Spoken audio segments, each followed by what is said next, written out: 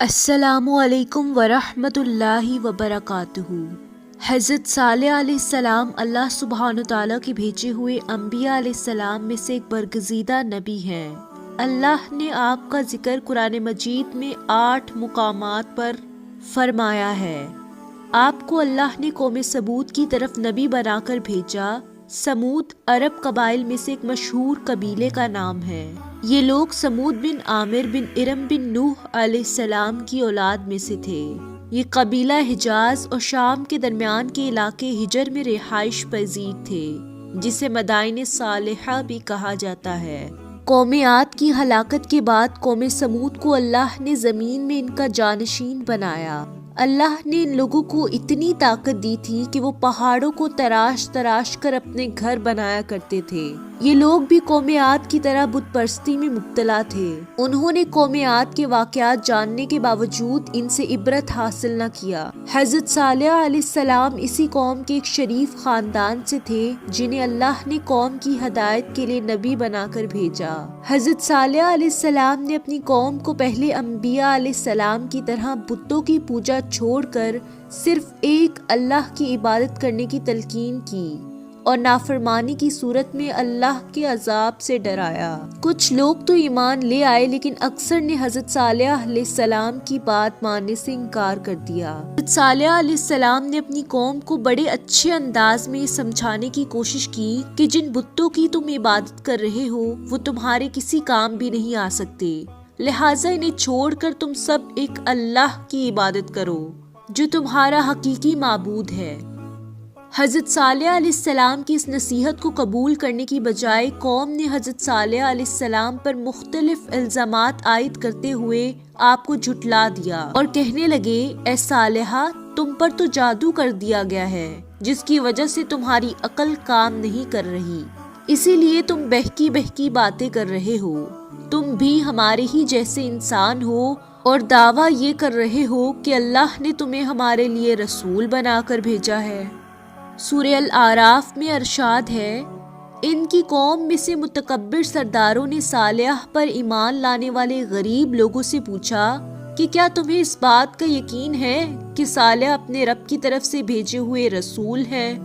انہوں نے جواب دیا، جو کچھ انہیں دے کر بھیجا گیا ہے ہم تو اس پر ایمان رکھتے ہیں۔ متکبر لوگ کہنے لگے، تم جس پر ایمان رکھتے ہو ہم تو اس کا انکار کرتے ہیں۔ اس نافرمان قوم نے پہلے سے بھی زیادہ سرکشی کا مظاہرہ کیا۔ نافرمان قوم نے کہا کہ اگر تم واقعی اللہ کے نبی ہو تو اللہ سے کہو کہ بطور نشانی کاتبہ نامی بستی کی چٹان میں سے 10 ماہ کی حاملہ اونٹنی نکالے اور وہ باہر نکلتے ہی بچہ جنے۔ آپ علیہ السلام نے قوم سے پختہ ایمان لانے کا عہد و پیمان لینے کے بعد کھڑے ہو کر نماز پڑھ کر اللہ سے دعا مانگی کہ وہ ان لوگوں کے مطالبے کو پورا فرماتے ہوئے پہاڑ سے اونٹنی نکال دے۔ چنانچہ اللہ نے حضرت صالح علیہ السلام کی دعا کو قبول فرمایا۔ پہاڑ کی ایک چٹان پھٹی اور اس میں سے ایک بہت بڑی حاملہ اونٹنی نکل آئی، جس نے باہر نکل کر قوم کے سامنے بچے کو جنم دیا۔ جب قوم سمود نے اپنی آنکھوں سے معجزہ ظاہر ہوتے دیکھ لیا تو انہیں آپ کی عظمت کا احساس ہوا اور وہ مرعوب ہو گئے، کیونکہ اونٹنی کا پہاڑ سے نکلنا اللہ کی قدرت کی ایک واضح نشانی اور آپ کی نبوت کا ایک ناقابل تردید ثبوت تھا۔ اس معجزے کو دیکھ کر آپ کی قوم میں سے کچھ لوگ ایمان لے آئے، لیکن اکثر کفر و شرک اور ہٹ دھرمی پر اڑے رہے۔ حضرت صالح علیہ السلام نے اپنی قوم سے فرمایا کہ اللہ نے تمہارے مطالبے پر بطور معجزہ اونٹی بھیج دی ہے، لہٰذا تم اسے مت چھیڑنا۔ یہ اللہ کی زمین میں سے جہاں سے چاہے کھائے اور پیے، کوئی بھی آدمی سے تکلیف نہ پہنچائے، ورنہ تم پر بہت جلد اللہ کا عذاب آ جائے گا۔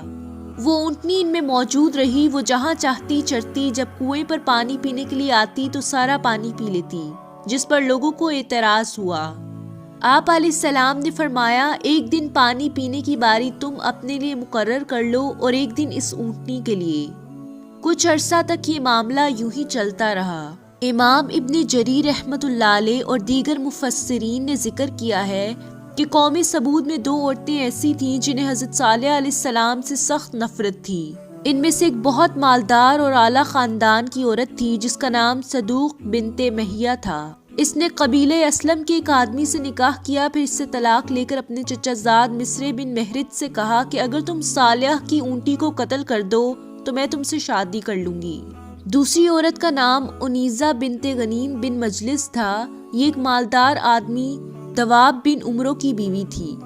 ان دونوں عورتوں کے پاس کافی تعداد میں جانور تھے اور ان کے جانور حضرت صالح علیہ السلام کی اونٹنی سے بہت ڈرتے تھے۔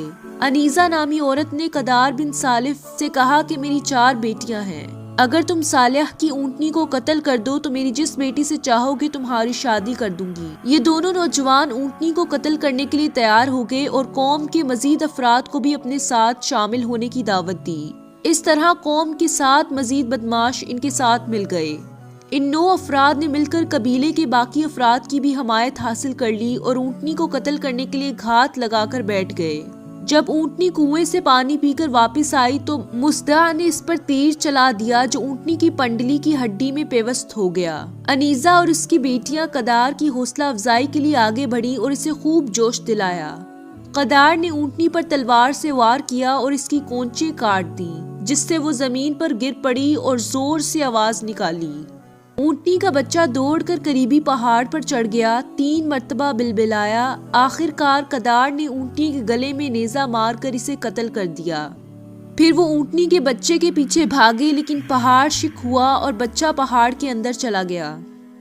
حضرت صالح علیہ السلام کو جب اونٹنی کے مرنے کی اطلاع ملی تو آپ فوراً تشریف لائے اور اونٹنی کو مردہ حالت میں دیکھ کر رو دیے۔